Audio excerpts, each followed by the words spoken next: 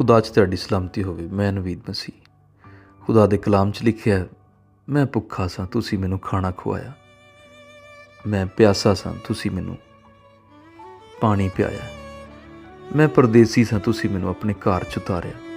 Bible च लिखिआ है, पुछिआ गया कि असीं तुहाडे नाल कदी इंज नहीं कीता, कदी तुहानूं भुੱਖਾ नहीं देखिआ, कदी तुहानूं असीं प्यासा नहीं देखिआ।